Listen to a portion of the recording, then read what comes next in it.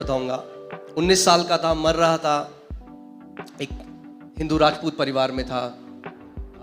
बहुत जगह गया, बहुत गुरुओं के पास गया, बहुत कुछ करा, जिंदगी में परमेश्वर को ढूंढ रहा था। मगर फिर मुझे नहीं पता था, मैं बोलता था मैं परमेश्वर को ढूंढ रहा था, मगर असली में परमेश्वर मुझे ढूंढ रहा था। यीशु मसीह ने कहा मैं खोई हुई भेड़ों को ढूंढने के लिए आया। सो हम नहीं उसे ढूंढ रहे हैं, वो हमें ढूंढ रहा है कब से। और एक दिन यीशु मसीह ने मुझे ढूंढ लिया और पा लिया। आमीन। और मैंने प्रभु को अपना लिया। अब अपना लिया तो सबसे पहले चर्च गया। जब चर्च गया तो वहां पे सब लोग बोलते, जब पास्टर जी प्रचार करते तो सब लोग बोलते हालेलुया। तो मैंने बगल में देखा, क्या लुया, समझ में नहीं आया। तो मैंने बगल वाले से पूछा ये क्या बोला उन्होंने। कह रहे हालेलुया। मैंने कहा इसका मतलब क्या होता है। कह रहा मुझे भी नहीं पता, सब बोलते हैं आप भी बोलो। फिर मैंने बगल वाले से पूछा, मैंने कहा हालेलुया का मतलब क्या होता है। कहते हैं परमेश्वर की स्तुति होती है। तब समझाया परमेश्वर की स्तुति। फिर चर्च में कुछ भाई लोग मिले, वॉलंटियरिंग करने लगा। फिर जब उनका फोन आया तो बोलते प्रेज द लॉर्ड ब्रदर। तो मैंने कहा अच्छा, मतलब ऐसे बोलते हैं प्रेज द लॉर्ड। तो मैं कलीसिया गया और सबसे पहले क्या सीखी आप जानते हैं, क्रिश्चियनीज। जैसे चाइना के लोग क्या बोलते हैं, चाइनीज। चर्च जाने वाले क्या बोलते हैं, क्रिश्चियनीज।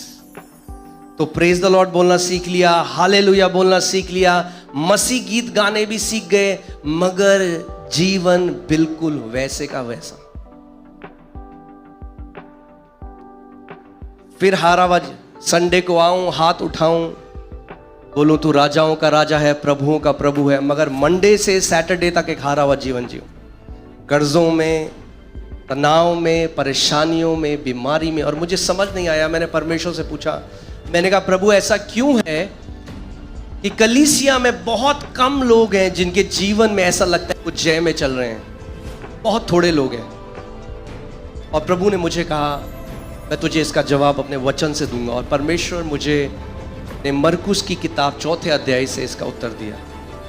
मरकुस की 4 अध्याय में प्रभु यीशु मसीह ने एक दृष्टांत बताया, और दृष्टांत था एक बीज बोने वाले का। कौन सा दृष्टांत था, बीज बोने वाले का। और प्रभु यीशु मसीह ने कहा एक बीज बोने वाला बीज बोने के लिए निकला, और पहले कुछ जो बीज हैं वो सड़क के किनारे गिरे। कहां गिरे, सड़क के किनारे। और बाइबल और यीशु ने कहा तुरंत चिड़िया आई और उस बीज को क्या किया, चुग लिया, खा लिया, चली गई।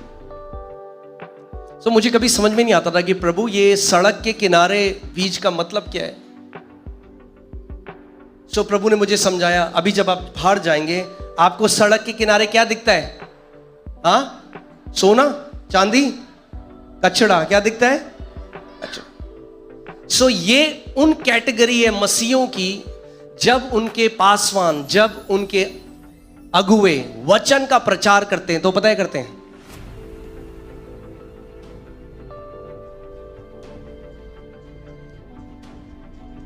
वो वचन को कचरे की तरह लेते हैं। वो इंतजार कर रहे हैं पास्टर बंद करे तो लास्ट में हम आए, पास्टर जी। गलत तो नहीं कह रहा। बहुत सारे मसीह लोग हैं वो वचन को आदर नहीं देते, और जब वो कलीसिया आते हैं तो वचन जो उनके हृदय में पड़ता है, जो कैसी भूमि को दर्शाता है, सड़क के किनारे। तो जब वचन का बीज उनके हृदय में पड़ा जो ऐसा था, जब उन्होंने आदर नहीं दिया वचन को, तो बाइबल प्रभु यीशु मसीह ने कहा कि उसका अनुवाद यह है कि क्योंकि उन्होंने ध्यान नहीं दिया तो उन्हें वचन समझ में नहीं आया। जब वचन समझ में नहीं आया तो कलीसिया से जब तक बाहर गए उससे पहले ही शैतान ने क्या किया, उस वचन को चुरा लिया।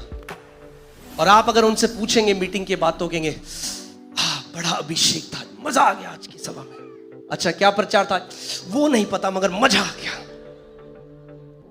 तो हर संडे वो ऐसा मजा तो लेते हैं मगर जीवन बदलता नहीं है। सारे गाने आते हैं, मसीह गाने आते हैं, हालेलुया, प्रेज द लॉर्ड बोलते हैं, सारे गीत गाते हैं, चर्च में वॉलंटियरिंग भी करते हैं, कई बारी मैं भी करता था। आप मेरे हृदय को समझ में, किसी पे दोष लगाने के लिए नहीं कह रहा हूं, मैं आपसे सच बताने के लिए आया हूं। कि ताकि आपका जीवन फलों से लदा हुआ हो। चाहते हैं आप आपका जीवन फलों से लदा हुआ हो? आमीन। कि लोग जब आपको देखें तो बोले वाह, ये व्यक्ति जीवित परमेश्वर को मानने वाला है। आमीन। आज मेरा कई सारे लोग मेरे खानदान में आज प्रभु में आ गए क्योंकि उन्होंने मेरे जीवन में परमेश्वर के काम को देखा। लोग आपके जीवन में उसके महान कामों को देखेंगे क्योंकि उसका वचन कहता है आप मसीह की जीवित पत्रियां हो। बाहर के लोग बाइबल नहीं पढ़ेंगे मगर आपको पढ़ते हैं रोज। आमीन। जब आपको देखेंगे, जब आपके द्वारा देखेंगे परमेश्वर कितने महान काम कर रहा है, तो वो आपके पास आएंगे और कहेंगे मुझे भी तेरे यीशु चाहिए। आमीन। सो प्रभु ने मुझे बताया कि बहुत सारे लोग जो हैं वो ध्यान धरकर नहीं सुनते और वो एक बात नहीं जानते कि विश्वास सुनने से आता है। अगर आप परमेश्वर के राज्य में एक योद्धा बनना चाहते हैं, उसकी शुरुआत सुनने से होती है। अगर सुनेंगे नहीं तो कभी जय में नहीं चल सकते। आप 10,000 पास्टरों से अपने सर पे हाथ लगा लो, आपका जीवन नहीं बदल सकता। अगर आपने वचन का आदर नहीं किया तो आप एक जयवंत योद्धा नहीं बन सकते। परमेश्वर का वचन कहता है परमेश्वर ने अपने वचन को अपने नाम से भी ऊंचा उठाया है।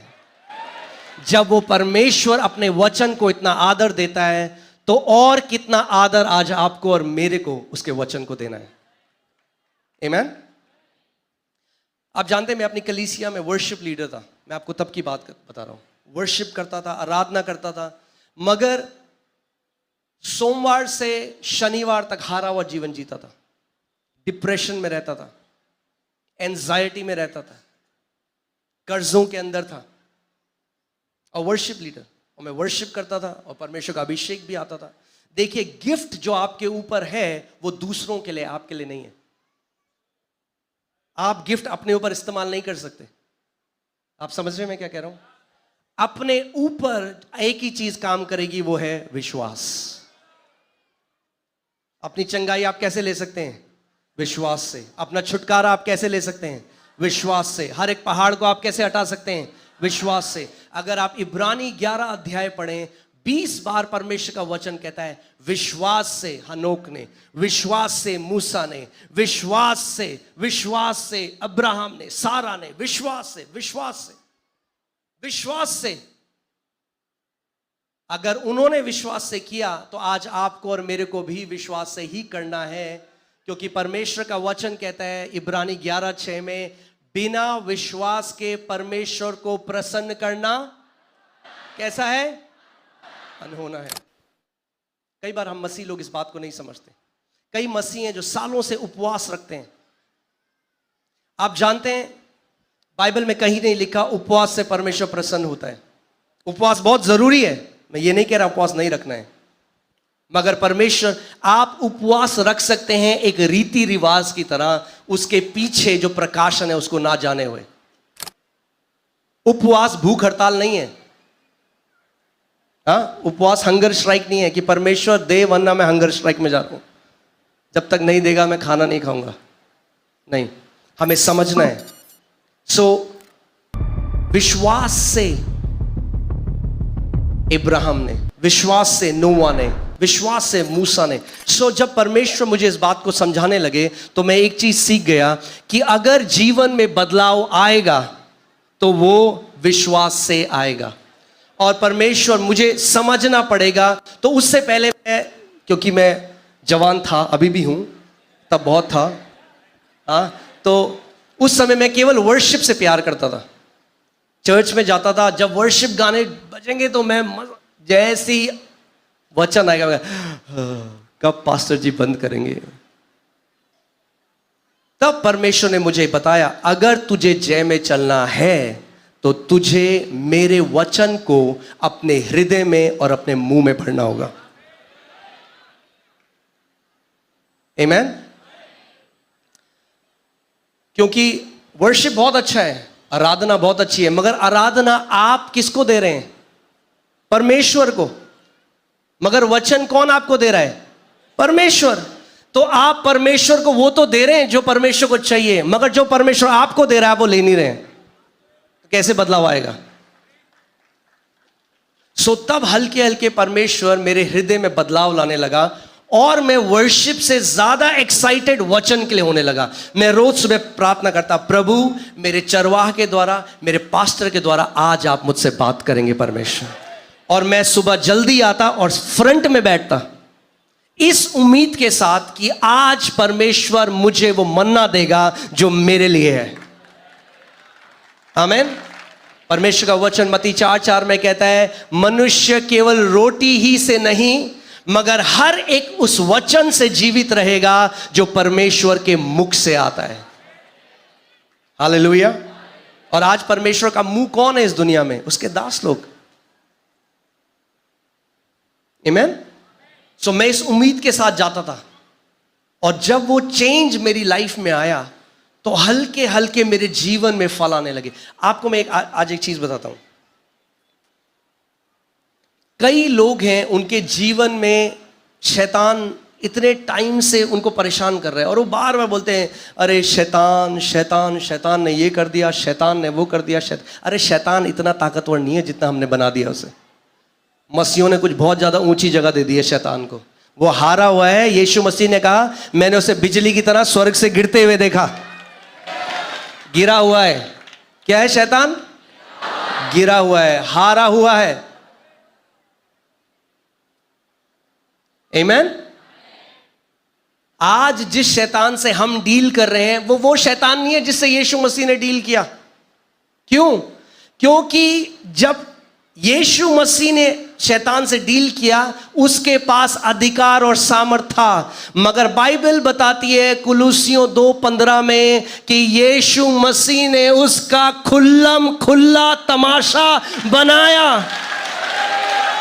आमीन। इंग्लिश बाइबल कहती है ही डिसआर्म्ड प्रिंसिपैलिटीज एंड पावर्स। और वो जो शब्द वहां पर है ग्रीक में वो ऐसा है जैसे मुर्गे को आपने देखा है, जो कसाई होता है वो मुर्गे के पंख पकड़ के जो फाड़ देता है ना, यीशु मसीह ने उसके पंख और उसका जो भी उस पर सामर्थ्य वो उधार दिया उससे। आमीन। बोलो शैतान हारा हुआ है। आमीन। शैतान हारा हुआ है। आपको हराने की जरूरत नहीं है जो हारा हुआ है, आपको बस उसको उसकी सही जगह दिखानी है। आमीन।